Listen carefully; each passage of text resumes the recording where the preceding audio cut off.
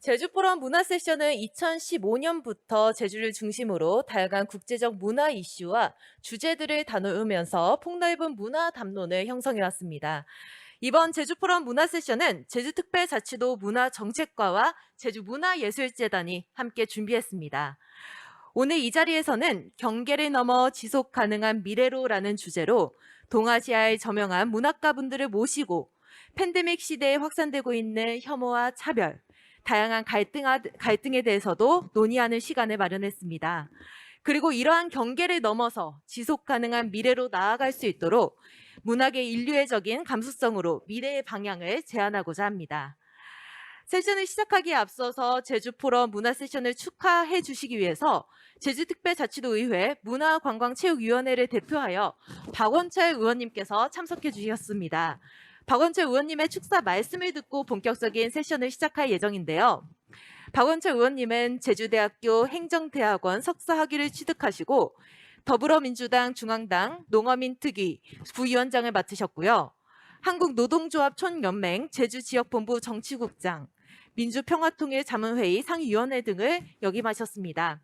제주특별자치도의회 9대 FTA 대응 특별위원장, 더불어민주당 원내대표, 10대 농수축 경제위원장을 역임하셨고 11대 문화관광체육위원회 위원, 환경도시위원장, 제2공항건설 갈등 해소를 위한 특별위원장, 예살결산 특별위원회 위원으로 활약하셨고요. 현재 입법평가위원회 위원장, 제주지속가능발전연구회 대표위원과 더불어민주당 제주도당 정책위원장으로 활동하고 계십니다.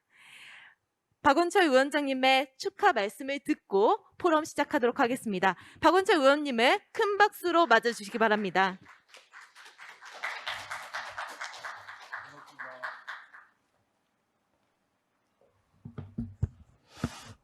제가 여기 오기 전에 사전에 축사 원고를 좀 보내줬으면 좋겠다 이렇게 말씀을 하시더라고요. 근데 와서 봤더니 의례적인 말씀을 드리는 것보다 현장에서 이게 동시통역이 가능하나요? 사회자님? 사회자님? 긴장하신 것 같아요. 너무 중요한 분들이 많이 모이셔서 제가 얼마 전에 백신 주사를 맞았습니다. 한 4주 돼서 마스크를 좀 벗어도 되겠습니까? 네, 되는 걸로 알고. 안 돼요? 또 써야 됩니까? 예, 국제적인 행사에서.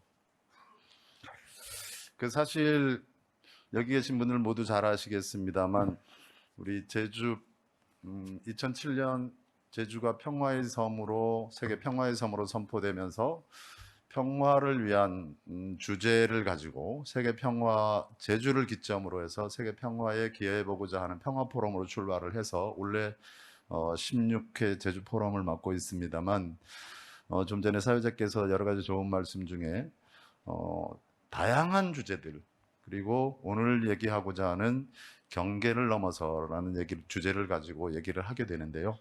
그만큼 제주가 여러 가지로 여기 계신 분들이 다양한 노력을 통해서 우리 제주가 그만큼 브랜드 가치가 높아졌고 국격도 높아졌음을 이 자리에 와서 다시 새삼 느끼고 있습니다. 특히나 오늘 경계를 넘어 지속 가능한 미래를 향하여라는 주제는 우리 사회가 지금 당면하고 있고 또 코로나 상황에서 어떻게 이 사회가 변화돼 나가는데 제주가 그 중심축이 되어지고 그런 노력들을 함께 고민해보자 하는 자리를 만들었다는 데 대해서 우리 정말 포럼 준비를 해주신 평화연구원을 비롯해서 오늘 함께 세션을 준비해 주신 이승택 이사장님 노고에 정말 고마운 말씀을 드리겠고요. 특히나 우리 강용준 제주문학관 지금 열심히 준비를 하고 계신데 거기 추진위원회를 맡아서 고생 많으시고 제가 평소 존경하는 우리 박재영 문인협회 회장님 좀 아까 잠깐 간담회를 하는데 제주 여러 가지 문화적인 문제에 대해서 의회가 욕 좀 먹어라 이렇게 말씀 주시는데 앞으로 충분히 말씀 주시면 저희들도 함께 노력하겠다는 말씀 드리겠고 평소 제가 동지처럼 모시고 있는 우리 작가회의 우리 강덕환 전 평소에 선배 이렇게 하는데 오늘 이 자리 끝까지 함께 하거라 이런 명령을 받고 제가 열심히 한번 같이 공부해 보겠습니다. 제가 오늘 책을 한 권 가지고 나왔습니다. 아름다움이 나를 멸시한다. 내가 사실 선생님, 제가 이 책을 읽질 못했습니다. 읽질 못했는데 너무 어제 우리 은희경 작가님과의 대화의 시간을 참여하게 돼서 급하게 책을 한 권 구입을 했습니다. 앞으로 꼭 읽어볼 거고요. 나중에 설명 좀 부탁드리겠습니다. 정말 우리가 우리 일상적인 삶이 얼마나 소중한 가치임을 너무도 많이 깨닫게 되고 있는 현실인 것 같습니다. 그래서 특히 우리 사회적으로, 특히 국제사회가 성소수자, 젠더, 인종, 그리고 세대 간의 갈등이 점차 확산되고 있는 이런 현실임을 누구보다 잘 알고 계실 것이라고 생각하고요. 우리 제주 사회를 비롯해서 우리 한국 사회도 여러 가지 미투 운동이라든지 젠더 문제들이 사회적 현상으로 나타나고 있습니다. 오늘 그 주제를 가지고 우리가 앞으로 이 팬데믹 상황에서 우리 인류는 극복의 역사라고 합니다만 우리가 어떻게 헤쳐나갈 것이고 또 사회 공동체를 어떻게 하면 회복할 것인가에 대해서 정말 좋은 주제들, 좋은 말씀 있으실 거라고 보고요. 저희 의회에서도 나름대로 열심히 공부해서 좀 더 나은 지속 가능한 제주, 그리고 지속 가능한 우리 사회 발전을 위해서 힘을 보태도록 하겠습니다. 오늘 즐겁고 의미 있는 시간 됐으면 좋겠습니다. 여러분 감사합니다. 네, 감사합니다. 제주특별자치도의회 문화관광체육위원회를 대표해서 참석해 주신 박원철 의원님의 말씀을 잘 들었습니다. 좋은 말씀 감사합니다. 자, 그럼 지금부터 본격적으로 제주포럼 문화 세션 경계를 넘어 지속가능한 미래로를 시작하겠습니다. 이번 세션에 참가해 주신 분들을 소개해 드리도록 하겠습니다. 먼저 좌장을 맡아주실 분을 소개해드리겠습니다. 최근 세계문학 그 너머라는 책을 집필하고 아프리카, 아시아, 라틴 아메리카까지 문학의 지평을 넓혀가고 있는 고명철 문학평론가를 소개합니다. 여러분 큰 박수 부탁드립니다. 다음 연사는 장편소설 새해 선물, 마지막 춤은 나와 함께, 소녀는 위로해줘 등의 작품을 내셨고 대중들에게 잘 알려진 작가님이시죠. 최근에는 장미의 이름은 장미로 제29회 오영수 문학상을 수상하셨습니다. 소설가 은희경 작가님을 소개합니다. 여러분 큰 박수 부탁드립니다. 네, 다음 연사는 중국 작가상, 중국 소셜 비엔날레상, 독자가 가장 사랑하는 소설가상을 수상하셨고 단편소설 반연으로 중국 문학상 중 최고 권위를 자랑하는 루신 문학상을 수상하셨습니다. 중국의 소설가 루민 작가님을 소개합니다. 여러분 큰 박수 부탁드립니다. 네, 루민 작가님 반갑습니다. 자, 다음 연사는 김구용 시 문학상, 오장환 문학상 등을 수상하셨고 안국동 울음상점, 연꽃의 입술, 라플란드 우체국, 레몬 옐로 등의 시집을 내셨습니다. 현재 제주대학교 국어국문학과 교수로 재직 중이신 장희진 시인님을 소개합니다. 여러분 큰 박수 부탁드립니다. 마지막 연사입니다. 한국과 일본에서 활발하게 활동하는 문학평론가이신데요. 현대문학 그리고 근세문학과 연극에 관련된 논문과 저서가 40여 편이 있으며 한국의 영남대, 서울여자대학교, 성신여자대학교 등에서도 재직을 하셔서 일본은 물론이고요. 한국의 문학에 대해서도 많은 관심을 가지고 있다고 하십니다. 가토 야스코 문학평론가를 소개합니다. 여러분 큰 박수 부탁드립니다.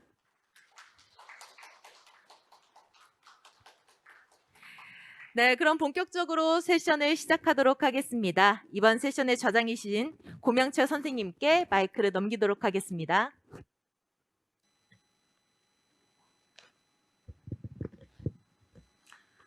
예, 반갑습니다. 사실 오늘 세션의 주제가 경계를 넘어 지속 가능한 미래로입니다.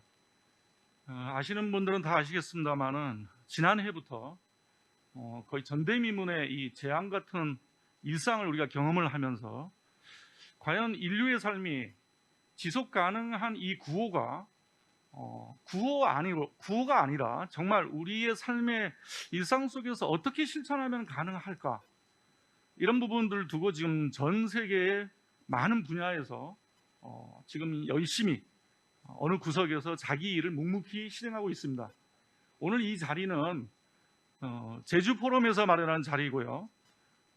동아시아에서 가장 이 문제에 대해서 모든 작가들이 고민을 하고 있지만 오늘 특별히 초청받으신 이 연사분들께서 자기의 삶의 문학 속에서 도대체 경계를 넘어서 지속 가능한 미래로라는 이 말이, 이 언어가 어떻게 문학 속에서 구체화될 수 있는지에 대한 그 가능성의 지점들을 차분히 짧은 시간이지만 탐색을 해주시기로 하겠습니다. 오늘 네 분의 그 연사분들이 각 발제 시간이 충분히 주어지지 않는 게 상당히 유감입니다만 한 분당 8분의 시간이 허락되겠습니다.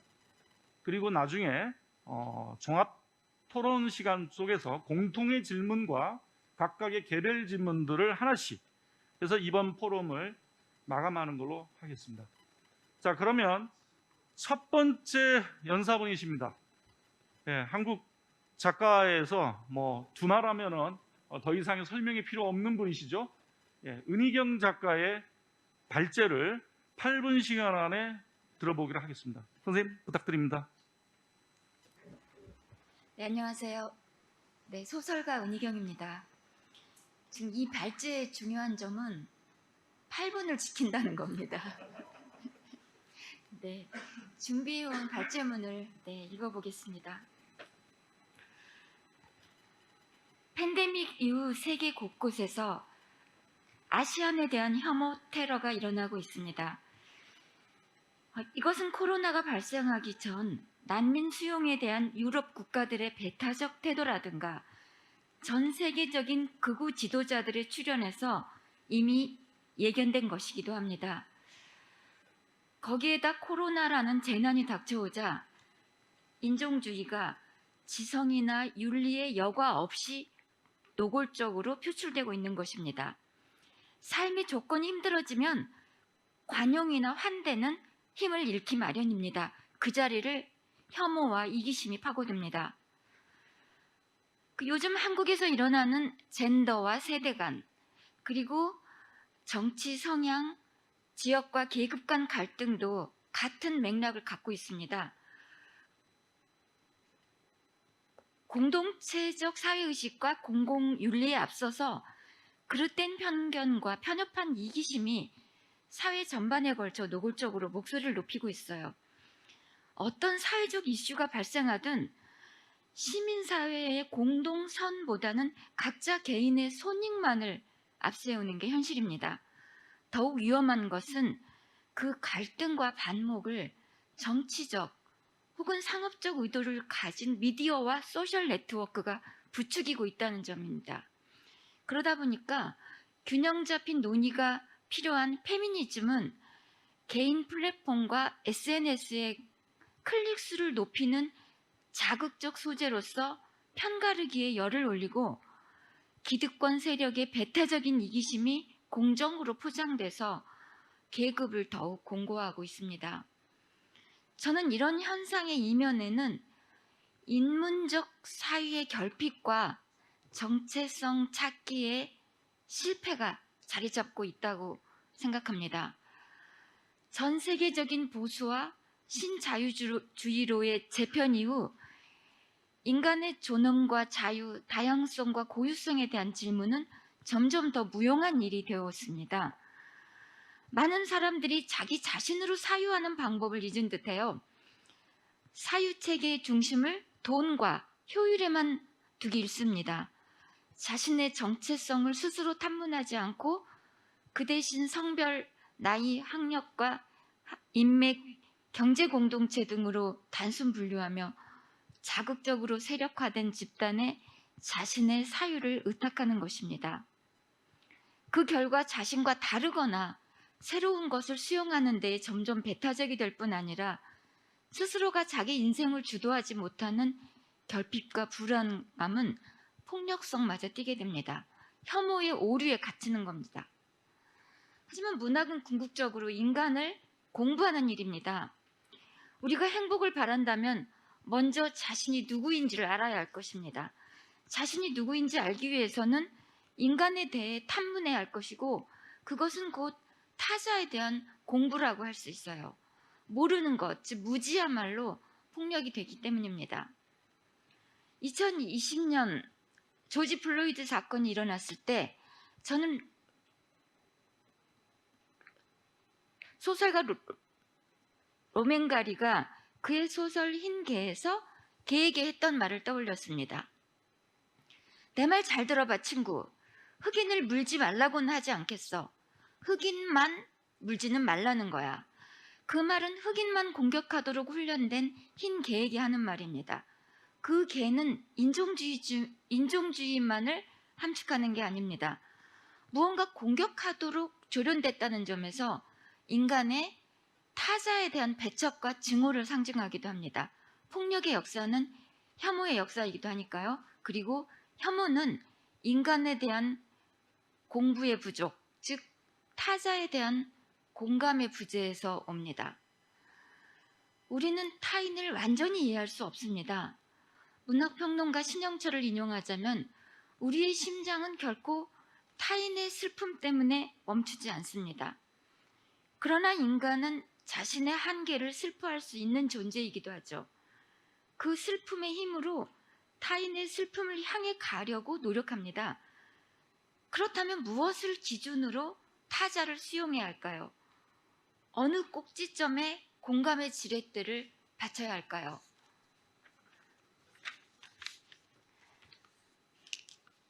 이 소설가 로맨 가리에게 그것은 개인의 개별성이었습니다. 그는 한 나쁜 흑인에 대해 이렇게 말합니다. 그는 흑인이기 때문에 개자식이 아니라 개자식이기 때문에 개자식인 거야. 즉 상대를 흑인 혹은 백인으로가 아니라 그 사람 자신으로 보는 것이죠. 그럼으로써 어느 쪽이 옳고 그른가 이전에 편을 나누는 것 자체가 편견의 시작이므로 전체주의를 벗어나 개인의 정체성으로 타인을 수용하자는 것입니다.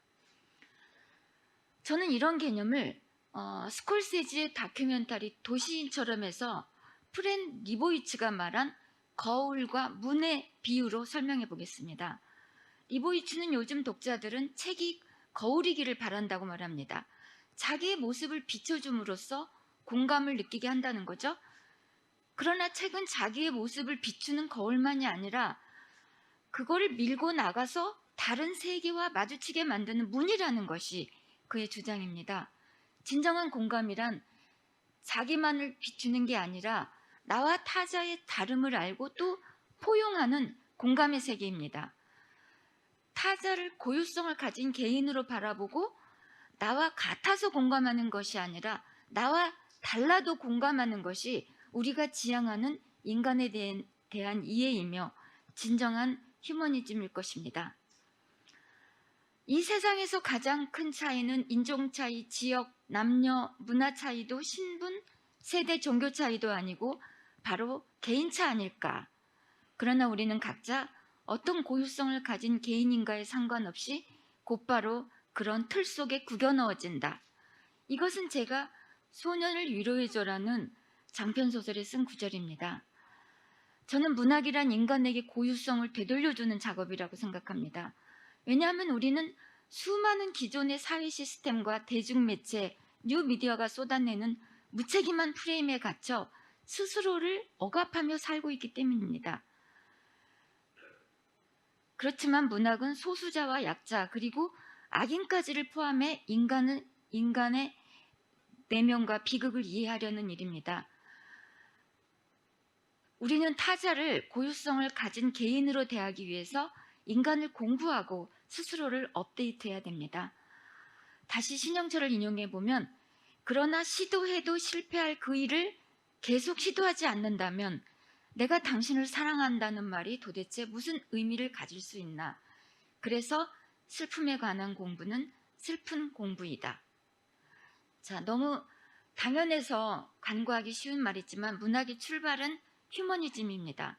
휴머니즘은 어떤 고유한 의미를 품고 이 우주에 도착한 나라는 개인의 존재 증명이기도 한 것입니다. 감사합니다.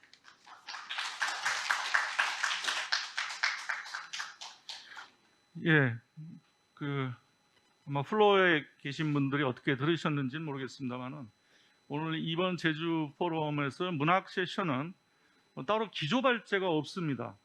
그것은 무슨 얘기냐면 각 창작과 비평 영역에서 하시는 모든 분들이 전부 다 기조 발제를 할 수 있는 충분한 내공을 갖고 있다는 것이죠.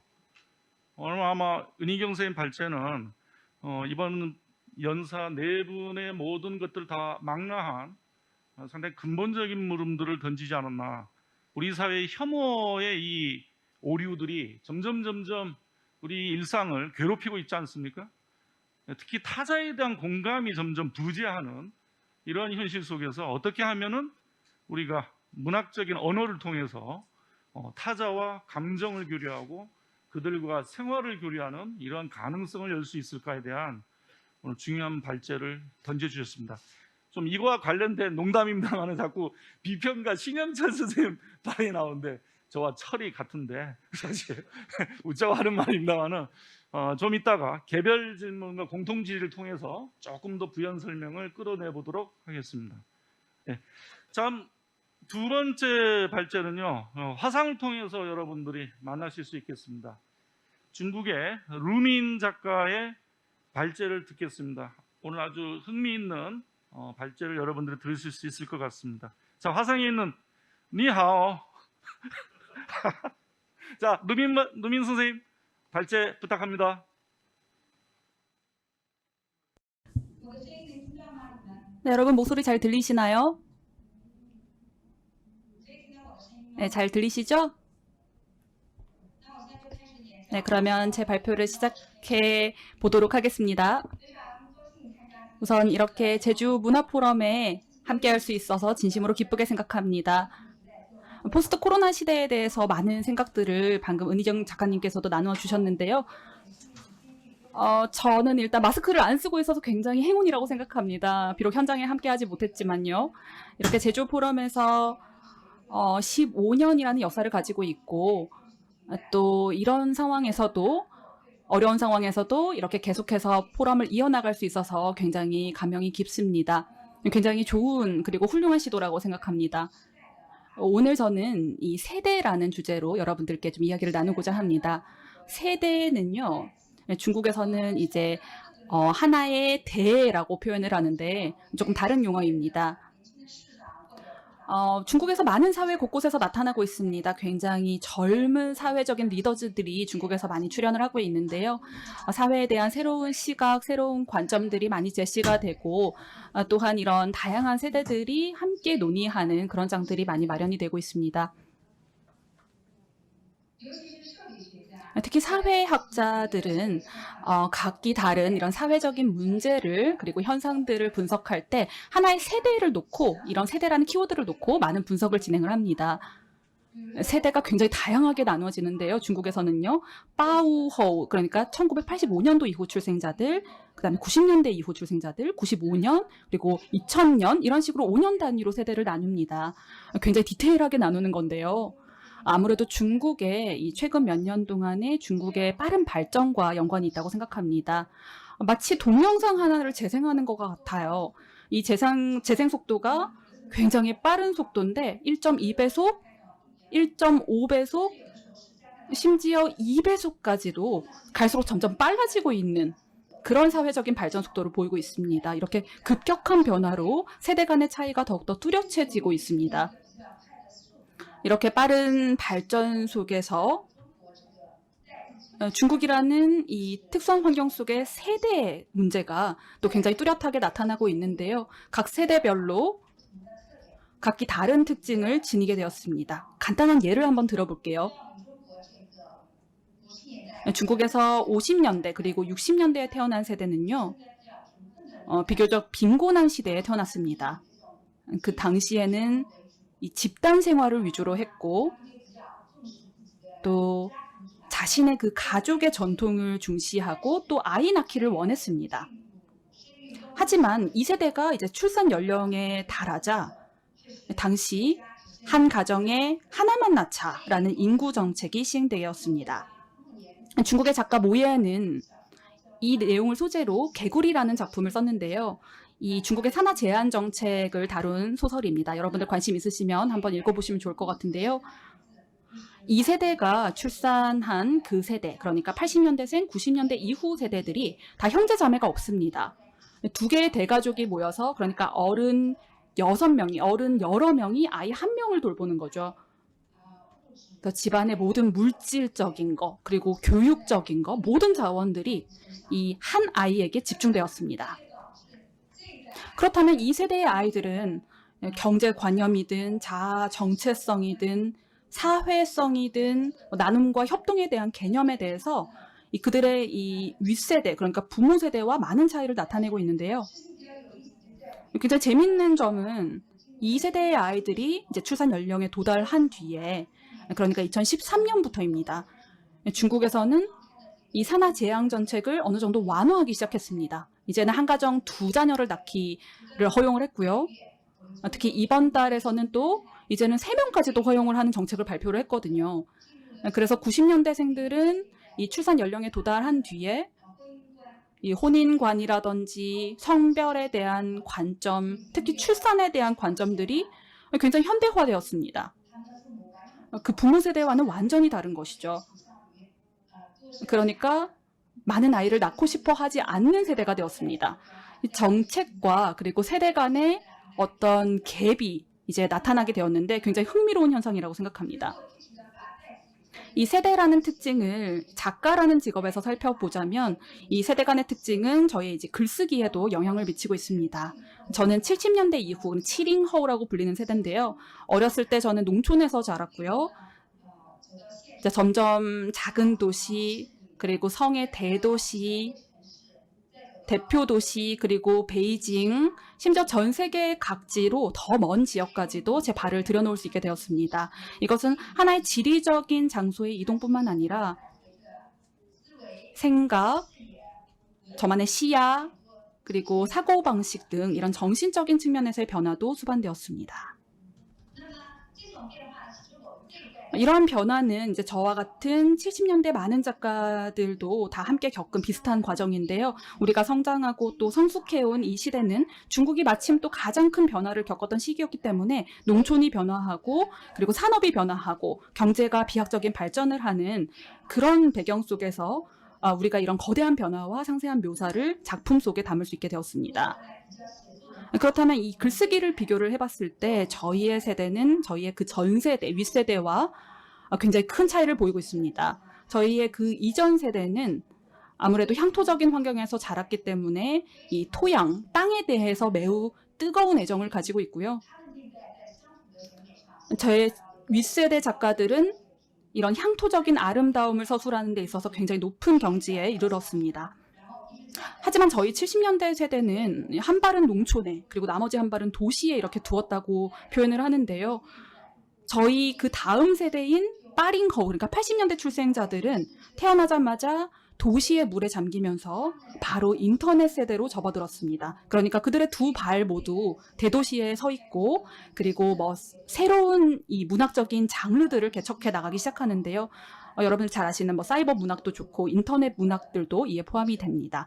전 세계적으로 많은 독자를 또 보유하게 되었습니다. 그래서 50년대, 60년대, 그리고 제가 속해 있는 70년대, 그리고 80년대 작가에 이르기까지 각 세대마다 작가들이 굉장히 많은 다른 특징들을 보이기 시작한 것입니다. 중국 국내에 한 잡지가 있습니다. 그 잡지에서 이제 85년도 이후 출생자 작가를 대상으로 설문조사를 진행했는데요. 총 110여 명의 청년 작가들이 이 설문조사에 참여했는데 이 조사 결과에 따르면 그들의 문학에 대한 접근 경로가 굉장히 광범위하다는 것이었습니다. 어떤 사람들은 굉장히 자유롭게 글쓰기를 시작하고 풀뿌리 작가가 예속하죠. 또 어떤 사람들은 대학교에서 굉장히 엄격한 문학 창작 훈련을 받았고요. 또 어떤 작가들은 해외 유학파 출신도 있습니다. 그래서 그들의 이 글쓰기의 전공과 또 환경이 굉장히 다양해진 것인데요.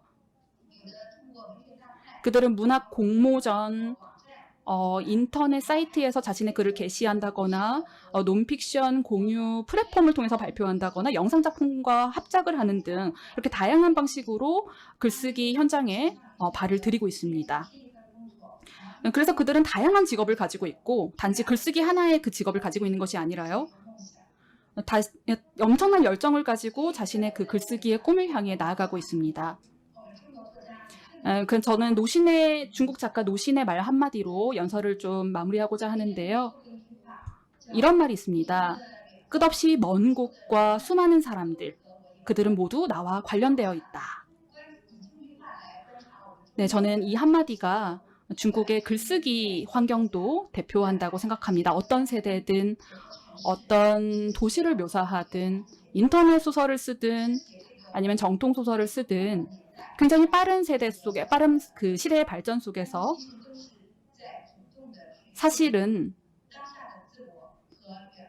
우리가 속해 있는 우리의 시대, 우리의 지역, 그리고 우리의 세대를 대변하고 있고 그리고 더 먼 곳에 있는 사람과도 연결되어 있다고 생각합니다. 문학이 바로 우리를 연결하는 것이라고 생각합니다.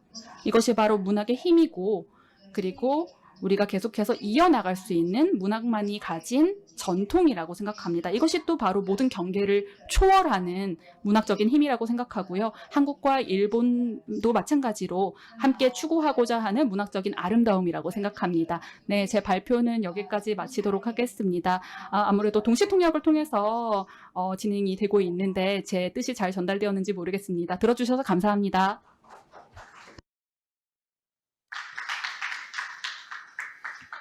예, 오늘 참 흥미있는 발제를 들었는데요. 우리가 중국을 잘 알고 있다고 하지만 정작 한번 가슴에 손을 대고 보면 정말 모르는 곳이 또 중국입니다. 한국의 젊은 세대 못지않게 실제로 중국 생활 속에 들어가면요, 정말로 이 젊은 세대들이 다양한 이 편차를 만날 수 있습니다. 그래서 오늘 이 루민 작가의 직접 입을 통해서 지금 현재 중국이 엄청난 경제 성장 속도 속에서 다양한 그 문학 플랫폼을 갖고 있고 젊은 작가들이 그 속에서 중국 문학이 현재와 미래에 대한 어떤 얘기를 정말 많이 하고 싶어하는 것 같아요. 좀 이따가 한번 개별 또 답변을 들으면서 좀 더 자세하게 좀 들어보는 시간을 갖겠습니다. 자, 다음은 제 옆에 앉아 있습니다. 장희지 시인이 오늘 아주 또 흥미롭고 재미있는 주제를 갖고 왔습니다.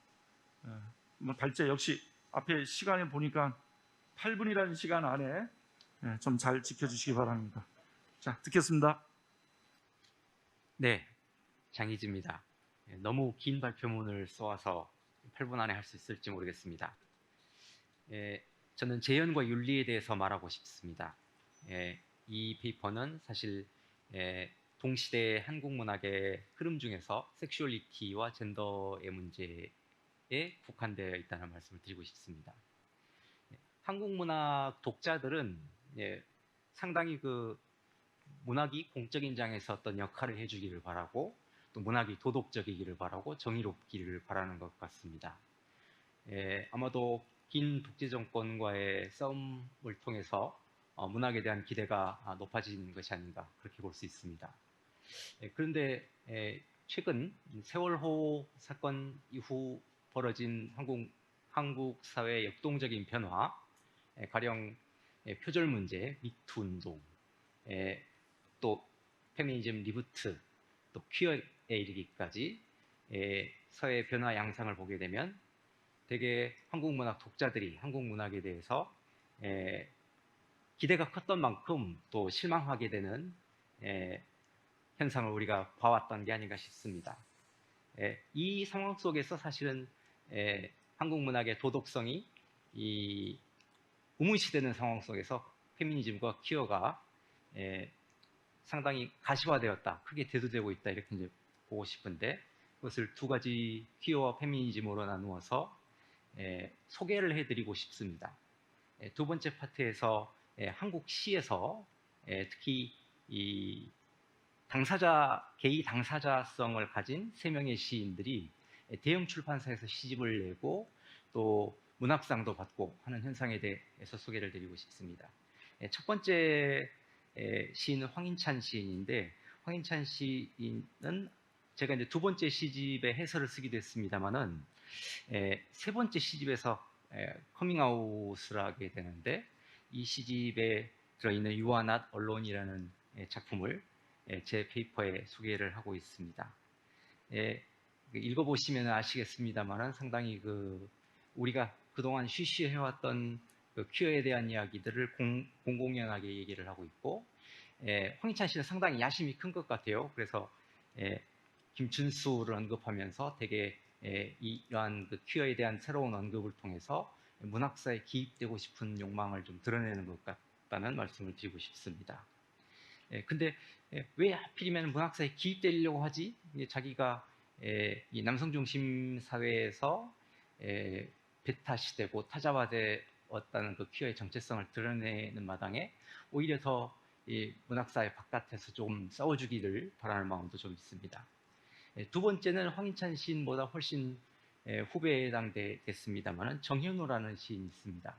정현우라는 시인은 이제 최근에 시집을 내기도 했습니다만은 시집 전체가 이제 그 동성애에 대한 고백 형식입니다. 고백체 형식을 기반으로 하고 있다는 말씀을 드려야 될 것 같은데, 이 방식은 사실은 상당히 그 우리 문학을 좋아하는 사람들에게 낯익은 방식이어서 그 소재의 충격성에도 불구하고 상당히 익숙하다, 낯익다 하는 느낌을 받는 시인입니다.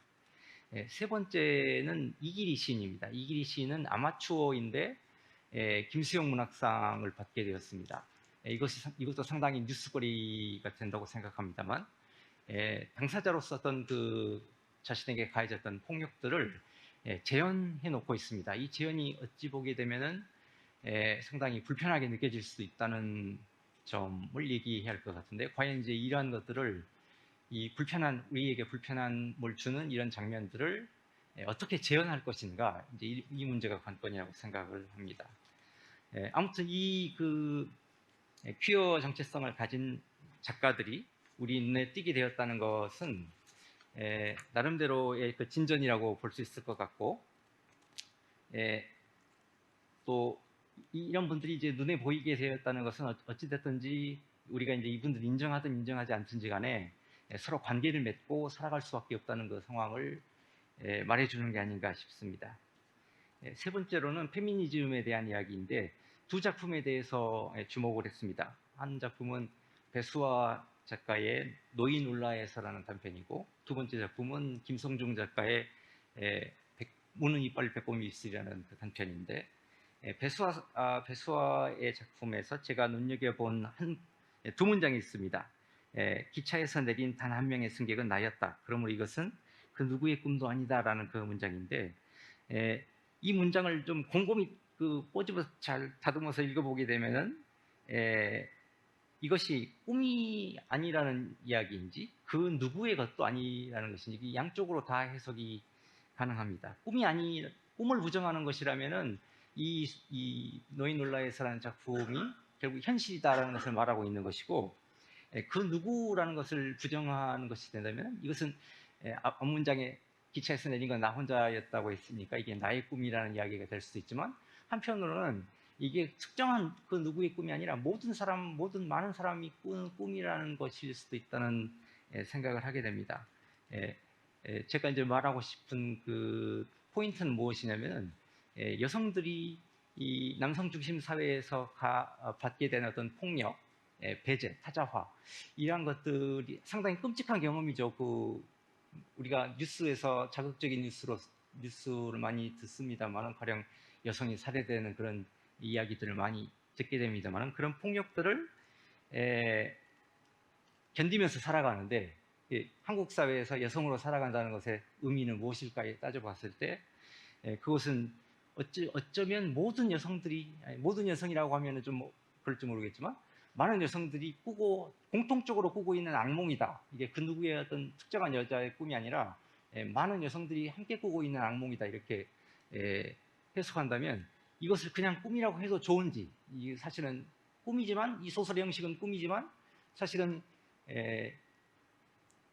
실제로는 이게 현실의 이야기라는 것을 말해주고 있다는 점에서 이 두 문장이 중요하다고 생각을 했습니다.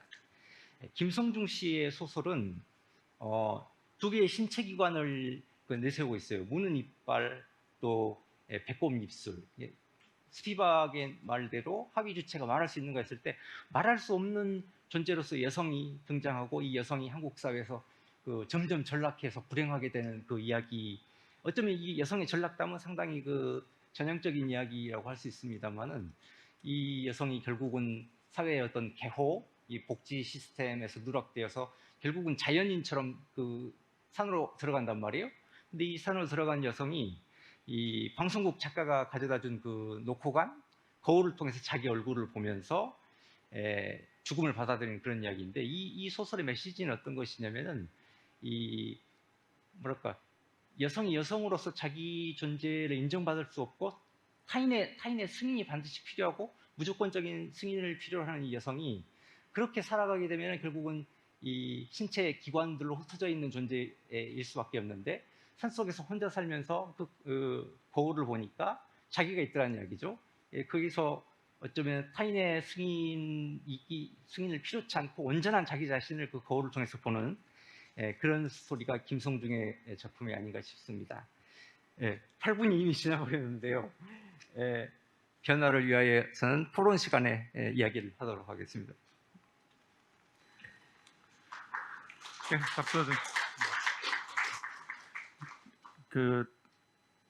요즘에 특히요, 한국 사회에서는 특히 이제 전 분야에서 가장 우리가 사회적 논의의 그 수면 위로 부각한 게 이 성소수자와 페미니즘 문제인데요. 이 페미니즘도 사실 너무 많이 분화된 상황 속에서 여러분들이 알고 있는 페미니즘이 상당히 낡았다 할 정도로 상당히 진전되는 페미니즘 논의들이 지금 여러 분야에서 일어나고 있습니다. 사실 오늘 장희지 시인은 아주 짧은 시간 안에 상당히 압축적으로 말씀해 주셨는데, 경계를 넘을 때 각자가 갖고 있는 성의 정체성, 이 부분들이 동아시아에서의 그 유교 중심주의 사회 속에서의 상당히 심각한 어떤 문학적인 대단히 중요한 아젠다로 급부상하고 있는 것이 어떤 도대체 문학적인 우리들에게 의미를 가져다 주고 있는지, 저는 이것들이 최근에 한국 문단뿐만 아니라 전 세계의 문학하는 사람들에게 최대의 주요 이슈이다. 오늘 그거를 장희지 시인이 제주 포럼에서 선명하게 제기를 해준 것만으로도 중요한 의의가 있는 것 같습니다. 자, 마지막입니다. 오늘 초청 연사분들 중에 저와 같은 문학평론가 딱 한 분 더 계시네요. 일본 가토 아스코 선생님, 화상으로 여러분 발표 듣겠습니다. 부탁드리겠습니다. 鶴文化大学の加藤敦子です。チェジュフォーラムにご招待。 쯔르문과대학의 가토 아츠코라고 합니다. 오늘 이렇게 포럼에 참가해서 매우 감사하게 생각합니다. 오늘은 팬데믹과 연극이라고 하는 주제로 여러분께 말씀을 드리고자 합니다. 이제 코로나19의 영향을 받아서 일본에서는 2020년 4월 7일에 도쿄 등 7개의 광역 지방 단체 그리고 같은 달 16일에 전국적으로 긴급사태 선언이 발령되었습니다. 연극, 콘서트 등은 자제하도록 요청을 받았고요. 공연 예정들은 다 중지 또는 연기가 되었습니다. 긴급사태 선언은 5월 25일에 종료가 되었고요. 26일부터 연극 공연들도 다시 시작이 되었지만 무대, 객석, 그리고 좌석 간 거리두기, 방역, 환기, 그리고 이제 밀접하게 되지 않게끔 동선을 확보하는 등 방역 수칙이 정해졌습니다. 극장의 정원도 50% 이하로 이제 제한이 되었습니다. 저도 6월 말에 3개월 만에 극장을 가게 되었는데요. 관객들끼리 이야기를 하거나 로비에서 음식을 섭취하는 것도 제한이 되었고요. 지금까지 경험을 할 수 없었던 긴장감 안에서 극을 관람하게 되었습니다. 그 이후에 이제 긴급사태 선언은 발령이 되고 해제가 되고 반복이 되었는데요. 그때 연극 공연도 중지 그리고 연기를 하게 되었습니다. 그러한 가운데 오늘 테마와 관련해서 제가 경험을 했었던 두 가지 연극 공연에 대해서 소개를 드리겠습니다. 한 가지는 영화관을 이용을 해서 무대에서 이제 상연을 하는 영국의 내셔널 시어터 라이브의 제 작품 중에 니콜라스 하이트너 연출 섹스피어의 여름밤의 꿈이었습니다. 이 무대에서 제가 이제 크게 감명을 받았던 것은요, 캐릭터의 젠더를 바꿨던 것입니다. 현대의 대중음악을 효과적으로 이용을 했던 점, 그리고 여러 개의 가동식의 작은 무대들을 자유롭게 이동을 시키면서 무대들이 이동을 함에 따라서 스탠딩 관객들이 이제 숲에 들어간 것처럼 보여주는 것처럼 기존의 틀을 깬 연출이었습니다. 캐릭터의 젠더를 바꾼 것으로 작품은 현대 사회에 대한 비판성을 가지게 되었습니다. 비욘세의 러브 온 탑을 효과적으로 사용을 해서요. 400년 전의 이야기가 현대적인 엔터테인먼트적인 성격을 띠게 되었습니다. 그리고 무엇보다 가동적인 작은 무대 주위를 와인을 손에 든 관객들이 자유롭게 돌아다니고 무대가 움직일 때마다 관객들도 플로어를 이동하고요. 그 관객들을 둘러싸듯이 연기자들이 이동을 하면서 연기를 하는 무대, 객석, 그리고 이제 공연하는 사람들의 경계를 깬 이머시브한 연출이었고 그것이 만들어내는 축제스러운 분위기는 굉장히 멋있는 것이었습니다. 이러한 연출을 영상을 통해서 극장에서 멀리 떨어진 곳에서 이 팬데믹 상황 안에서 사회적으로 거리를 두기를 이제 지켜야 하는 이런 일본의 상황 안에서 약간 모순된 이런 상황에서 보게 된 것은 굉장히 마음속에 남는 인상이 있었습니다. 이 여름밤의 꿈이라는 것은 팬데믹 이전의 공연이었는데요. 팬데믹 하에서 공연이 중지되고 연기되는 가운데 무관객으로 공연을 상연하고 온라인으로 상영을 하는 것이 세계적으로 이루어지고 있습니다. 일본에서는 극단에서 송출을 하는 것뿐만이 아니라 가부키, 분라크라고 하는 일본의 전통 공연들도 온라인으로 방송이 됩니다. 이러한 것은 처음에는 기간을 한정해서 무료로 송출이 되고요. 그 이후에는 유료로 방송이 되고 이런 것은 연극 공연의 새로운 제공 스타일, 감상 스타일로 정착되고 있습니다. 연극이 물리적인 거리를 넘어서 관객에게 다가갈 수 있는 시대가 된 것입니다. 이를 통해 온라인 상영을 전제로 한 의욕적인 프로그램이라던가 연극과 영상을 융합시킨 도전적인 연출을 한 작품들이 생겨나고 있습니다. 예를 들면 올 2월 실시간으로 온라인에서 방영이 된 이보반 호베 연출인 로마의 비극이라는 것은 그 최전선에 있는 작품이라고 할 수 있는데 이러한 작품은 미디어를 뛰어넘은 새로운 도전이라고 할 수 있을 것입니다. 두 번째는 현재 도쿄에서 상연이 되고 있는 노다 히데키의 공연, 그리고 자기가 스스로 연출도 하고 한 건데요. 페이크 피어라고 하는 작품입니다. 이 팬데믹이라고 하는 현실의 직면에서 연극이 무엇을 할 수 있는가라는 것이 지금 현재 이제 대두되고 있는데요. 그리고 이것은 앞으로도 계속해서 문제시 될 것입니다. 이 페이크 피어라고 하는 것은 저에게 거기에 대해서 생각을 하는 계기를 만들어준 작품이었습니다. 이 작품은 30년 이상 전에 일본에서 일어났었던 아주 큰 사건에서 기인을 한 굉장히 좀 아픈 그리고 이게 슬픈 그 단어들을 무대에 그대로 인용을 하고 연극의 픽션의 단어가 이 말들이 현실의 말을 뛰어넘을 수 있는가 그리고 영국은 현실을 넘을 수 있는 작품을 만들 수 있는가라는 이런 문제에 과감하게 도전을 하고 그에 성공한 작품이라고 생각합니다. 하지만 이런 이제 생생한 말들을 그대로 작품에 인용하고 영국의 말로 이제 바꾸기 위해서는 사건 이후로 30년 이상의 시간이 걸렸다라는 것도 강하게 느꼈습니다. 객석에는 노다 히데키와 동시대를 살았고 그 이제 사건을 잘 알고 있는 중장년층 그리고 당시에는 태어나지도 않았던 노다 히데키의 이제 팬들인 젊은 층이 함께 섞여 있었습니다. 이와 같이 세대를 뛰어넘은 사람들 사이에서 30년이라고 하는 시간이 지난 데다 당시의 그 실제 언어를 무대에 올린 이 작품을 매개로 과거의 사과와 그와 관련된 그 실제 언어 그리고 그 실제 언어를 뛰어넘은 픽션의 작품이 공유가 된 것입니다.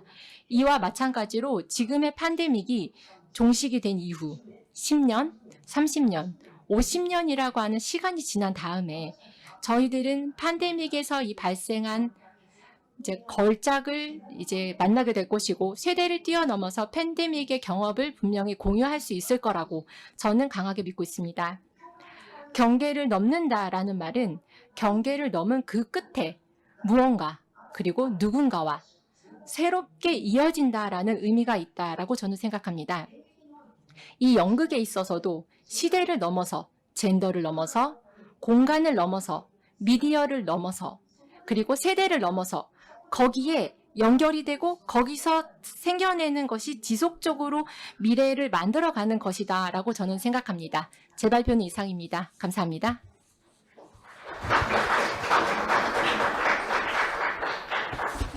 네, 역시 그 문학 평론가여서 그런지 아주 짧은 시간 안에 일본의 연극을 중심으로 지금 팬데믹 시기에 사실 일본뿐만 아니라 여러분 잘 아시겠습니다만은 한국의 이 무대 공연도 대단히 위축되어 있고 이 부분들을 돌파하려고 뭐 아주 많은 방편을 구하고 있습니다만은 여전히 무대에서 직접 재연을 하는 것에 대한 이 어려움, 그것을 일본에서는 아마 우리와는 좀 다른 방식으로 미디어의 어떤 기술 융합적인 방식으로 또 중요한 작품들을 이렇게 생산해내는 것 같습니다. 오늘 말씀을 잘 들었고요. 특히 끝에 세대나 미디어 경계의 끝을 넘어서 팬데믹 이후에 어떤 지금에 만들어진 연극의 언어들이 어떤 방식으로 우리들에게 다시 생산적으로 다가올 것인가에 대한 그런 가능성을 또 역시 열어주셨네요. 오늘 네 분 연사분들의 말씀을 충분히 잘 들었습니다. 자, 오늘 시간이 참 이런 좋은 말씀들은 충분한 시간을 갖고 한 분 한 분이 갖고 있는 것들을 좀 잘 들었으면 좋은데 좀 아쉽습니다. 자, 공통적으로 효율성을 높이기 위해서 자, 우리 이 포럼의 주제가 아마 오늘 플로어에 계신 분들도 궁금하실 건데요. 이 경계를 넘어 지속 가능한 미래로 네 분이 연사분들이 다 자기의 방식으로 말씀을 해주셨는데 저는 이런 생각이 듭니다. 지속 가능한 미래라는 말을 이 문학이 생각을 할 때는 지속 가능한 미래는 사회과학의 영역이나 또는 과학기술의 영역이나 요즘에 아주 각광받고 있는 뭐 컴퓨터 AI 이런 쪽에서 많이 얘기가 되고 있고 그에 대한 경제의 고부가 가치 이런 부분들과 연결되고 또 뭐 생태와도 연결되고 있죠. 근데 문학은 오늘 오신 분들이 아마 공감을 하실 겁니다만은 늘 그 부분에 대한 반성적 사유를 하고 있는 게 문학이 가장 놓쳐서는 안 될 기능인데 짤막하게 네 분이 처음에 오늘 발제한 순서대로 이 포럼의 주제를 문학적인 사유에서 딱 주제를 잡고서 단번에 어떤 생각이 드셨는지 그것을 좀 한번 말씀을 해주셨으면 좋겠습니다. 예, 연사분 순서대로 말씀 듣겠습니다. 네. 사실 저는 하루에도 몇 번씩 인간이 싫어집니다. 네. 그 얼마 전 국회에서 그 차별금지법 발의했잖아요. 근데 그 법을 제정하라는 국민청원이 10만 명이 금방 넘었죠. 그래서 기뻤는데 얼마 안 가서 반대하는 서명이 또 10만 명이 넘었어요. 이렇게 해서 지속 가능하겠어요? 예. 하지만 저는 희망을 버리지는 않습니다. 왜냐하면은 제가 공부하고 자양분을 흡수했던 문학에서는 결코 인간을 포기하지 않아요. 예. 그런 말이 있죠. 인용해 보자면은 우리 모두는 시궁창에 있지만 그중 몇몇은 별을 보고 있다. 이런 그 말이 있는데 이렇게 수많은 문학 작품이 인간이 얼마나 복잡하고 고유한 존재인지 각자의 방식으로 살 권리가 있다는 것을 말해왔죠. 예, 그래서 누구에게도 자기의 방식을 강요할 수 없습니다. 그래서 문학에서 말하는 인간은 모두 다른 존재다. 이런 생각만 갖고 접근해도 그 타인을 나와 다른 존재로서 그 삶을 존중하고 공존할 수 있지 않을까. 여기까지가 제가 준비한 대답인데요. 한 가지 더 덧붙이고 싶은 말씀은 이 장희지 시인의 오늘 발제를 들으니까 지금 한국 문학의 가장 주요한 두 가지 이슈가 지금 페미니즘과 그 성소수자 문제인데요. 이처럼 문학은 전위적으로 이 사회에 대해서 끊임없이 발언하고 있기 때문에 이런 문제의식이 우리의 경계를 허무는데 어떤 중요한 계기가 될 수 있다는 생각이 듭니다. 네, 오늘 자연스럽게 장희지 연사의 발제의 더 중요성을 한 번 더 환기시켜주는 그런 말씀이었습니다. 자, 공통 질문의 계속 연속선상에서 중국에 있는 루민 작가 공통 질의에 대해서 답변을 좀 해주시겠습니까?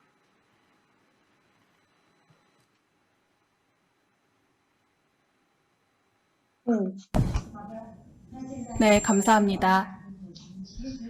제가 이 주제를 봤을 때는 지속 가능성, 그러니까 중국에서는 이 문학적인 지속 가능성을 논의를 하는 것이 굉장히 빈번하게 발생하고 있습니다.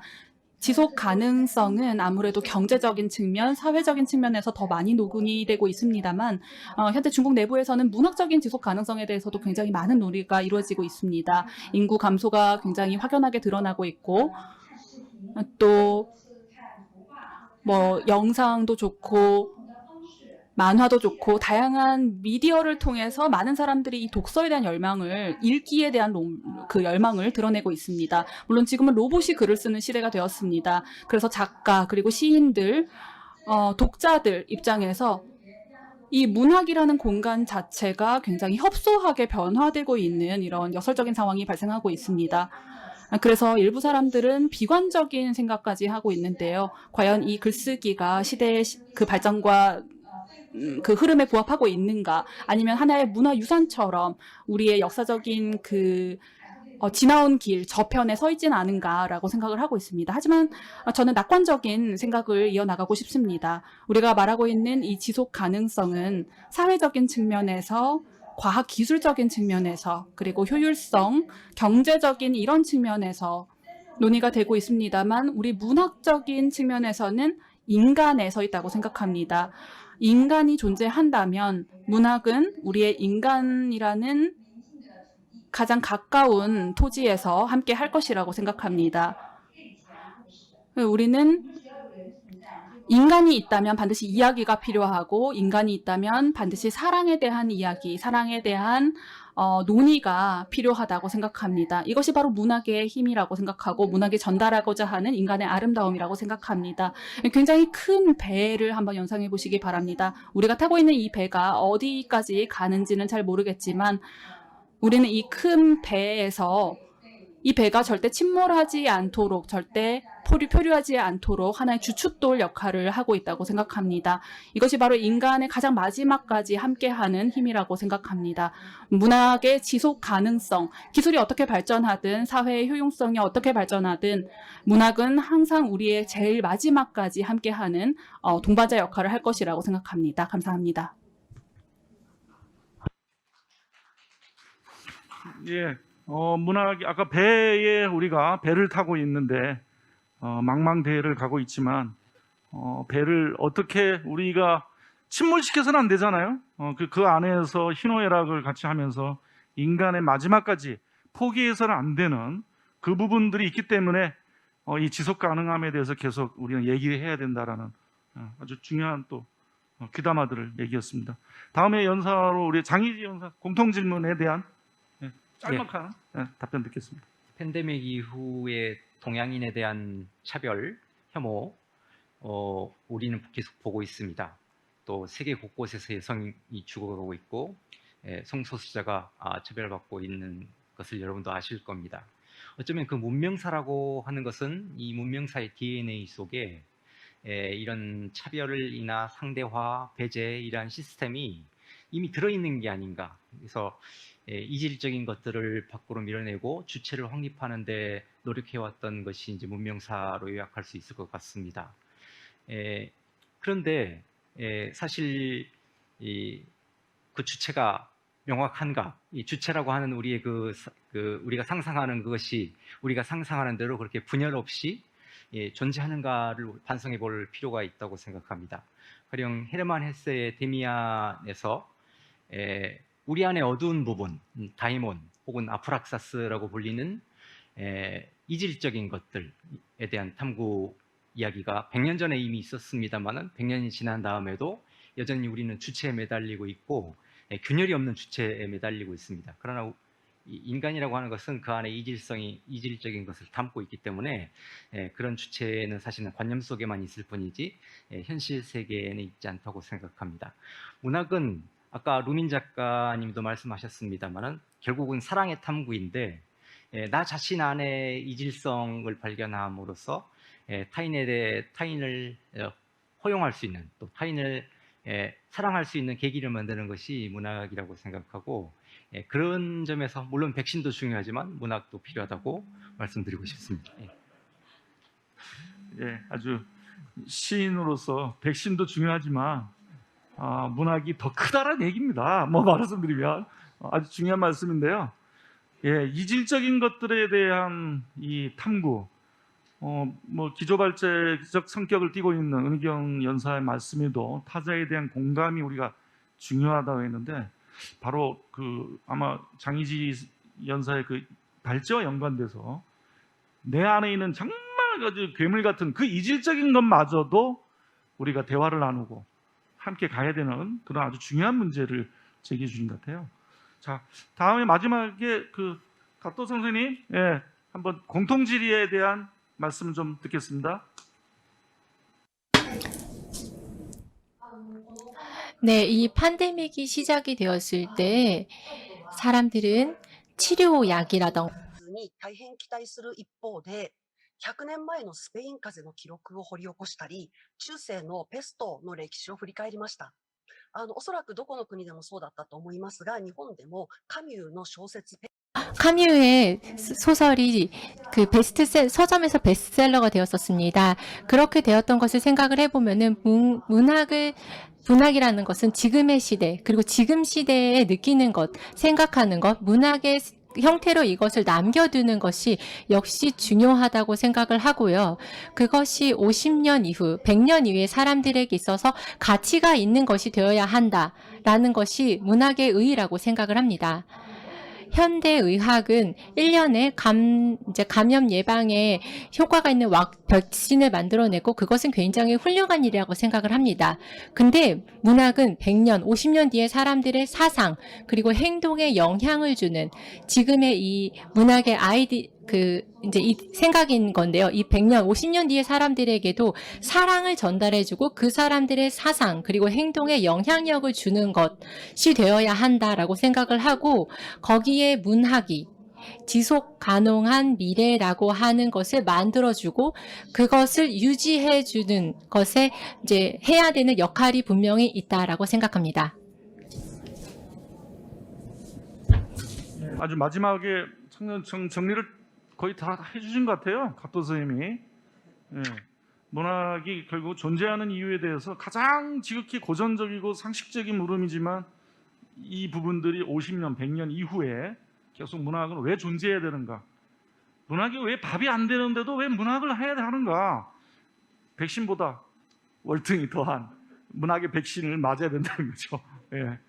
자, 우리 이제 조금 한번 강론으로 한번 들어가 볼까요? 예.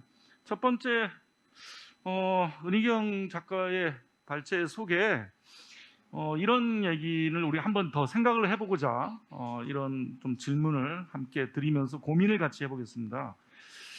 그 은희경 선생님 발제문을 한번 꼼꼼히 읽어보시면요, 각 개인의 독자성, 고유성을 돌려줘야 된다. 개인의 개별성을 우리가 존중하고, 문학이라는 것은 결국은 개인의 고유성과 개별성을 어떻게 돌려줘야 되느냐, 이 부분들이 대단히 중요한 부분이거든요. 그래서 여러분들과 함께 고민하자는 취지에서 제가 이런 당돌한 질문을 하나 던지겠습니다. 한 개인의 진실을 추구하는 거와, 개인의 진실 중요하죠. 개인이 진실을 추구하는 거와 자칫 그 개인의 진실이 맹목화됐을 경우에, 개인의 진실을 추구하는 것은 자칫하면 개인의 진실이 맹목화될 경우에 결국 우리가 살고 있는 삶의 대지, 현실, 역사, 사회, 이 맥락을 괄호 안에 놓고서 개인의 진실을 생각한다는 것이 좀 위험할 수도 있지 않겠냐라는 생각이 들지 않으십니까? 아마 좀 이에 대한 부연 설명을 아마 은희경 작가분이 더 말씀을 해주시면 우리들에게 그런 부분들을 좀 생각을 좀 가다듬는 그런 계기가 될 것 같습니다. 네. 모든 인간은 그 정치 사회적 맥락을 떠나서는 존재할 수가 없습니다. 그렇기 때문에 개인적 진실이라는 것하고 이 뭐 사회 정치적인 맥락하고 서로 상충하는 개념이 절대 아니라고 생각해요. 네. 그리고 제가 지금 사용하는 개인성이라는 말이 그 뭐 19세기식 개인주의란 뜻은 아니고 자유주의란 뜻도 아니고 이기주의란 뜻은 더더욱 아닙니다. 이것은 그냥 어떤 프레임 속에서 한 사람을 보지 말고 저 사람은 여자다, 저 사람은 뭐 어린이다, 저 사람은 성소수자다 이런 식으로 프레임으로 보지 말고 하나의 개인으로 보자는 그런 의미에서 저는 개인성이라는 말을 사용하는 것이고요. 제가 발제문에서 그 공감이라는 것을 저는 각성과 타인에 대한 공부라고 표현했는데, 타인에 대한 공부라는 것은 나와 다른 어떤 사람의 배경과 사고방식, 그 사람의 내면을 이해한다는 뜻입니다. 그래서 거기에는 당연히 그 사람의 정치사회적인 어떤 그 정체성도 포함되는 것이죠. 자, 우리가 카프카의 변신을 읽을 때 단순히 그레고리 잠자라는 한 개인이 참 이상한 일을 당하고 참 불쌍하게 죽었다, 이거를 알기 위해서 읽는 게 아닙니다. 그 당시에 그 사회 경제 구조 안에서의 그 외판원, 새벽 통근자, 또 가게를 책임지는 장남, 결국 가족이라는 이름으로 희생되었던 한 개인의 그 내면을 읽게 되는 거죠. 그 사람이 벌레가 되니까 가족들이 처음에는 놀라고 슬퍼하지만 점점 구박하고 나중에 결국 굶겨 죽이죠. 거기에는 그 한 가족의 부도덕함이 있는 게 아니라 사회 경제적인 그 구조의 비정함이 있는 거죠. 그래서 우리가 소설을 읽을 때 어떤 개인의 이야기를 다루고 개인의 진실을 다루었다고 해서 개인의 이야기가 아니고 사회 정치적인 맥락 속에서 그 개인을 이해하게 된다는 거죠. 그런 점에서 저는 개인성이라는 말을 사용했습니다. 네. 예, 좀 부연 설명해 주시니까 그 일반 아마 독자들도 좀 그 부분에 대해서 혹시나 또 착각을 하지 않아서 좀 다행입니다. 결국은 이제 작가들이, 이 시인과 작가들이 어떤 특정한 캐릭터를 아주 천착을 하잖아요. 그것은 그 사람이 갈고 있는 어떤 정치적 입장, 모럴을 초점을 두지만 그 사람과 사람 사이 관계 속에서 그 개인의 진실이 우리가 얼마나 귀를 기울여야 되는지에 대한 것이지, 그 사람의 독자적인, 그 사람의 아집이라든가 그 사람의 특정한 어떤 성향을 인정하고자 하는 그런 것들하고는 좀 다 차원이 다르다는 논의를 우리가 조금 다시 한번 좀 곱씹어야 되지 않을까, 그런 생각이 듭니다. 네, 중요한 말씀이었습니다. 이제 또 다른 분을 또 할게요. 다른 분이 세 분 계셔서 중국의 루민 작가님, 예, 선생님 발제에 아주 흥미로운 게 중국의 젊은 세대들이 다양한 문학을 추구하고 있고, 아마 그런 것들이 선생님의 발제문에도 녹아들어 있습니다만은 중국 사회가 상당히 많은 사회가 이제 모더니티, 문명적인 예전에 이룩하지 못했던 것들을 많이 이제 이룩하고 있고, 실제로 젊은 세대들이 그런 부분들의 혜택을 누리고 있지 않습니까? 그래서 제가 궁금했던 것은 선생님이 중국의 이 젊은 세대의 작가들이 현재 중국의 이 놀라울 만한 경제 성장 속도, 선생님도 이 시골 출신이지만 도시에 와서 상당히 많이 변해가는 이 삶 속에서 이 문학이 예전 선배 세대의 문학과는 상당히 많이 다른데, 지금 현재 중국에 계시니까 중국의 젊은 세대, 이렇게 급작스럽게 중국이 많이 성장하는 가운데 요즘에 중국 젊은 작가들은 어떤 부분들에 특히 무게중심을 두고 자기 작품을 창작하고 문학적 사유를 하는지, 그거에 대한 좀 말씀을 한번 해주시면 어떨까요?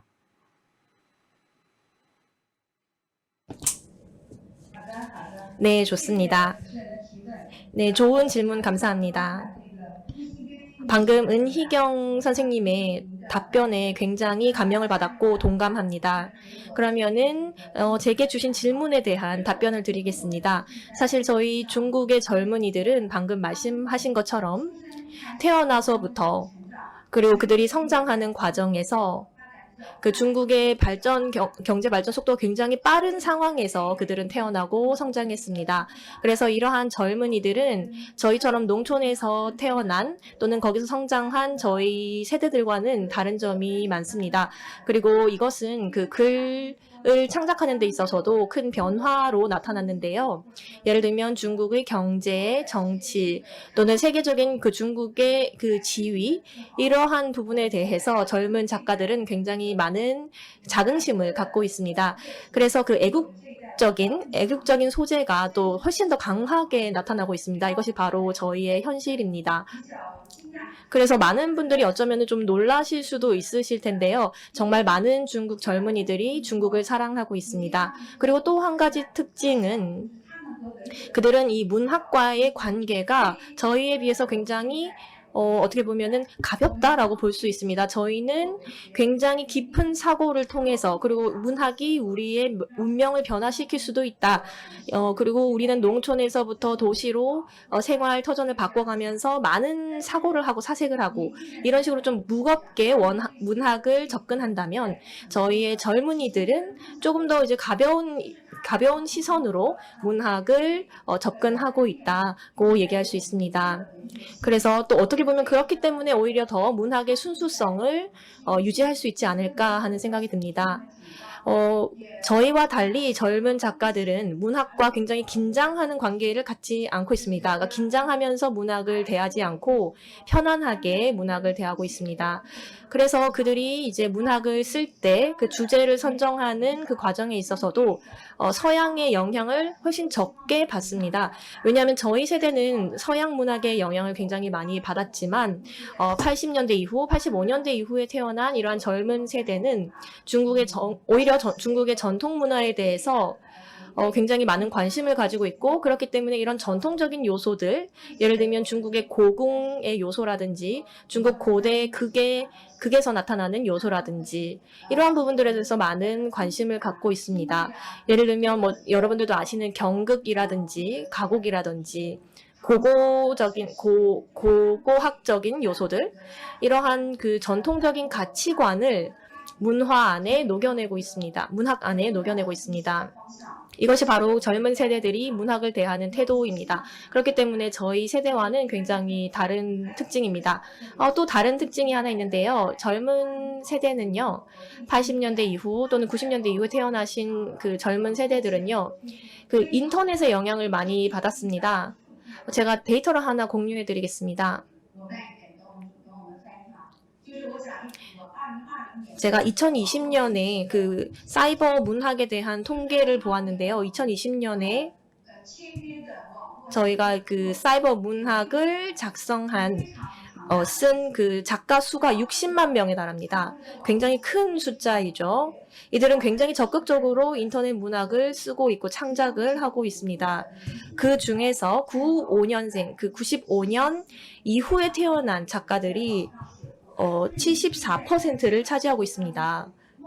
그러니까 이들은 자신들의 이 문학의 창작을 하나의 꿈으로 생각하고 자신들의 꿈을 실현하는 그러한 경로로 생각을 하고 있습니다. 그리고 또 사이버 문학 같은 경우에는 많은 사람들의 인식을 변화시키는 계기가 되기도 했습니다. 사이버 문학에서 그 140편 정도가 영화로 또 영화로 이렇게 또 편집이 되기도 했는데요.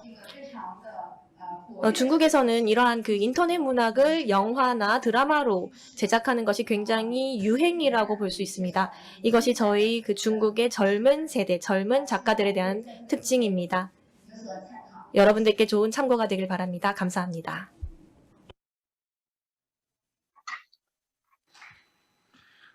예, 확실히 팬데믹 시대가 나쁜 것만은 아니네요. 원래 이런 얘기들을 사실 한국에 직접 초청을 해서 듣는 자리가 아주 귀한 자리인데 오히려 화상을 통해서 중국의 요즘에 다양한 젊은 친구들, 작가들의 작품에 쓰는 이런 흐름들을 읽을 수 있었어요.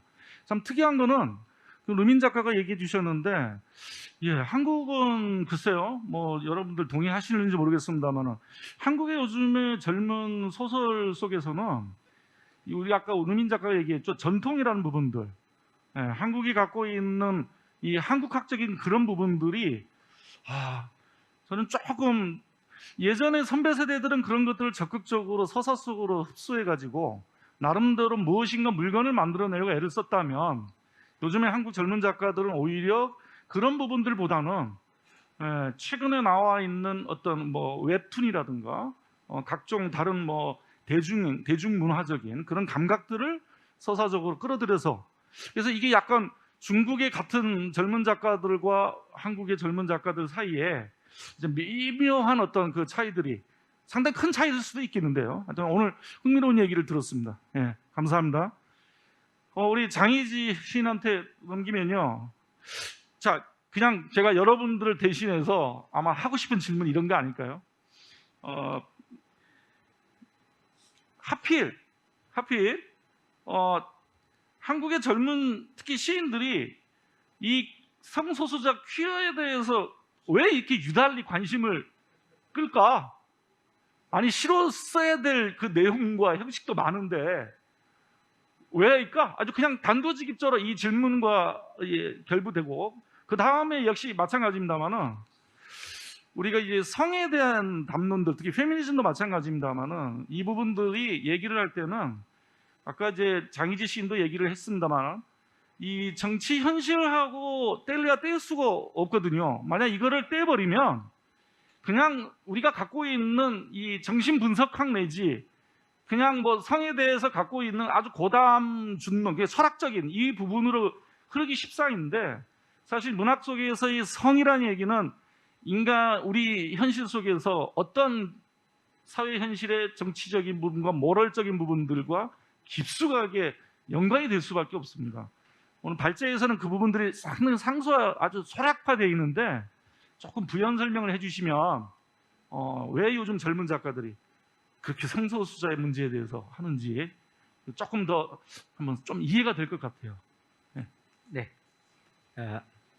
상당히 어려운 질문인 것 같아서 답변을 잘 할 수 있을지 핀트가 또 어긋날 것 같다는 예감이 드는데요. 퀴어에 대한 관심 또는 호기심이라기보다 퀴어는 오랫동안 거의 있어 왔던 게 아닌가. 근데 이제 그것이 당사자성을 띠고 이제 사실은 그 세월호 직전에 김현씨, 뭐 글로리홀부터 시작해서 최근에 이제 그 3명의 젊은 시인들이 이 커밍아웃 비슷하게 하면서 이제 그 당사자성을 띠고 나왔다는 것이 이제 의미가 있을 것 같고, 이것이 이제 페미니즘 리부트와 맞물려서 한 해가 거의 1년 동안 그 대한민국 중요한 잡지들에 되게 퀴어 페미니즘이 함께 묶여서 이야기되었는데 그것은 이제 남성 중심 사회의 그 도덕적인 실추 이런 것들 때문에 도덕적인 실추로 인해서 어떤 이 억압되어 있던 것들이 이제 밖으로 나왔기 때문에 이제 더 잘 우리 눈에 띄게 된 게 아닌가 싶고, 그것은 이제 한국 소설계에서도 마찬가지로 뭐 박상영이라든지 김봉곤이라든지 이런 작가들이 나오고 있다, 이제 이렇게 얘기를 현상적인 답변을 드려야 할 것 같고, 이제 이 퀴어의 출현의 어떤 그 위를 이제 찾자면은 그 정치적인 맥락이라고 하는 것이 이제 제가 말하는 것은 사실은 미시 정치적인 부분이기 때문에 이 하루 이틀 동안에 만들어진 것이 아니라는 점을 이제 이야기를 해야 할 것 같고, 이 페미니즘 리부트와 더불어서 이 퀴어가 나온 것의 의의를 찾자면은 결국은 이 남녀 이분법으로는 안 되는 게 아닌가. 그러니까 페미니즘 리부트가 나온 다음에 되게 이제 그 페미니즘에 대한 반동이 또 나왔단 말이에요. 남녀 대결 양상처럼 되었는데, 그러니 이제 제가 문득 뜨는 그 하나의 책상을 얘기를 드리면은 양들의 침묵이라는 그 영화가 잘 여러분 생각해 보시면은 그냥 연쇄살인 영화가 아니라 한편으로는 그 FBI 요원이 되기 위해서 후보생이었던 여성이 이 복장 도착자인 그 연쇄살인범을 잡음으로써 FBI 요원이 되는 이야기거든요. 그때 앤소니 퀸이 연기한 그 이 정신분석학 박사이자 또 자신이 카니발리즘적인 연쇄살인마가 전화해가지고 이 축하 전화를 하면서 그래서 양들은 잠잠한가 이렇게 물어본단 말이에요. 진짜 양들은 잠잠한가요? 이게 여성은 다 저기 유리천장을 뚫고 남성들과 동등해졌느냐는 얘기죠. 아니란 이야기죠. 그 안에는 또 이 퀴어에 대한 배제가 작동을 하고 있단 말이에요. 이제 이러한 것들에 좀 신경을 쓴다면 결국은 남녀 대결의 문제가 아니라 결국은 이게 인권의 문제이고 그 남과 여 사이에는 여러 가지 이 성적 정체성이 있을 수 있다는 쪽에 이제 이야기를 드려야 할 것 같습니다. 예, 그 시간이 정말 허락된 시간이 없어서 좀 더 듣고 싶은 얘기인데 여러 플로어에 계신 분들이 좀 미루어서 생각을 했으면 고맙겠습니다. 마지막 그 일본 가토 선생님한테 이런 질문을 드려볼게요. 아메도 선생님은 오늘 이제 발제가 연극인데 오늘 다른 선생님들하고는 달리 연극은 물론 그 대본도 있습니다만은 연기자들이 직접 몸으로 하는 바디랭귀지라 그러죠. 심지어 이 제스처, 얼굴 표정 그리고 여러 가지 어떤 복합적인 요소들이 필요한데요. 저는 선생님이 어떤 생각을 좀 듣고 싶냐면은 우리 문학이라는 것이 문자, 아까 장희지 시인도 얘기했는데요. 남성 중심주의라는 것들이 사실 더 깊이 들어가다 보면은 문자 중심주의, 문자로만 표현을 해야만 문학적인 어떤 정전, 훌륭한 문학, 좋은 문학이 될 수 있다라고 생각하는 좀 이상한 편견이 있어요. 그런데 연극은 문자 중심주의라기보다는 구연성, 말, 입말, 퍼포먼스. 그래서 저는 이것들이 좀 보완이 됐으면 앞으로 지속 가능한 문학의 어떤 좋은 대안의 형태로 우리가 꿈꿀 수 있지 않을까라는 생각을 하게 되는데 아마 연극을 공부하고 계시니까 오늘 그 말씀을 좀 한번 듣고 싶어요.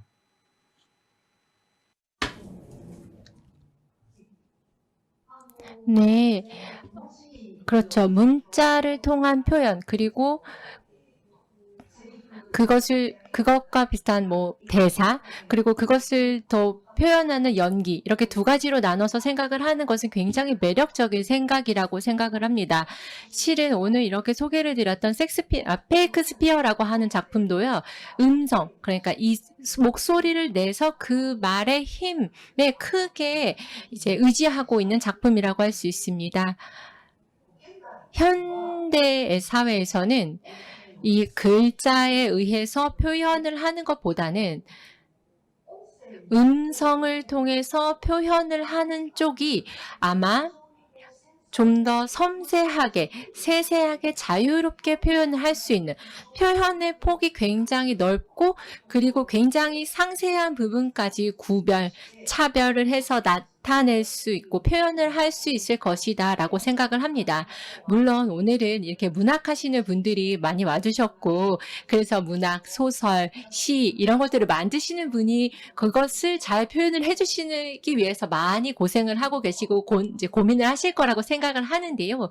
역시 이 목소리를 통한 것은 이제 글자 이상으로 다양한 표현을 할 수 있고, 게다가 그 사람이 가지고 있는 다양한 배경 같은 것들을 그대로 스트레이트로 제대로 표현을 해주는 것이다 라고 생각을 합니다. 그래서 이 다양성에 대한 표현에 있어서는 음성, 소리, 구술이겠죠. 이러한 표현, 그리고 육체적인 표현이라는 것은 글자로 표현하는 것 이상으로 좀 더 풍부한 표현력을 가지고 있을 것이라고 보고, 그와 같은 것들이 문학에 기여할 수 있는 것, 그리고 문학에 어떠한 영향을 끼칠 수 있는가, 그리고 문학이라고 하는 이 큰 영역 안에서 어떠한 것을 해 나갈 수 있을지는 아마 아직은 이제 정해진 게 없고, 앞으로 실험적인 작품들이라던가 이제 의욕적인 작품들을 통해서 실현되어 나가지 않을까라고 생각합니다. 예, 오늘 상당히 그 네 분의 동아시아의 중요한 또 창작 활동을 하고 계신 분들을 모셔가지고 그 각자의 삶의 영역 속에서 글쓰기의 어떤 팬데믹 시대에 어떤 방식으로 이제 대응을 하면서 경계를 넘고 지속 가능한 문학과 지속 가능한 이 창작 활동이 될 수 있는가를 아주 소중한 이야기를 들었습니다. 젠더와 민족과 국가와 계급과 그리고 또 한 문자와 입말의 또 이 경계 또한 넘어가는 과제가 또 우리들한테 문학적으로 상당히 중요하게 와온 것 같습니다. 자, 제한 시간이 사실상 6시 30분까지 끝내기로 했는데 지금 한 5분이 흘렀어요. 저한테는 30분에 맞춰달라 그래서 원래 프로그램에는 플로어에 계신 분들이 한 분 정도 질의를 받기로 돼 있는데 여기 혹시 담당자분 여기서 사인을 주시면 상당히 진지하게 듣고 계셔서 한 분 정도 딱 괜찮아요? 좋습니다. 한 분 정도 오늘 네 분의 연사분 어느 분도 좋습니다. 어떤 질의를 통해서 좀 한번 또 보충 설명 듣고 싶다 하신 분은 딱 시간 관계상 한 분만 질의를 좀 듣겠습니다. 네, 좋습니다. 네, 오히려 도와주시는 것 같네요. 감사합니다. 좋습니다. 그러면 16번째 평화와 번영을 위한 제주 포럼, 특히 이제 문학 분야에 아주 중요한 오늘 메시지를 사실상 여러분들에게 던졌다고 해도 과언이 아닙니다. 사회과학적이고 경제적인 그런 메시지보다 우리가 다시 한번 팬데믹, 웬만한 백신보다 문학의 백신이 더 깊고 더 넓게 우리들의 삶을 버텨나갈 수 있는 희망이자 힘이 된다는 오늘 그 사실을 다시 한번 확인하면서 오늘 네 분 연사 은희경, 루민, 장희지, 가토 선생님 박수 부탁드리겠습니다. 감사합니다. 마치겠습니다. 네, 감사합니다. 자, 이로써 오늘 제주 포럼 문화 세션 경계를 넘어 지속 가능한 미래로 세션을 마치도록 하겠습니다. 오늘 이곳 다이아몬드 홀 A에서 진행되는 세션은 여기가 마지막입니다. 지금까지 제주 포럼 문화 세션에 함께 해주신 여러분 다시 한번 감사드립니다. 여러분 안녕히 가십시오.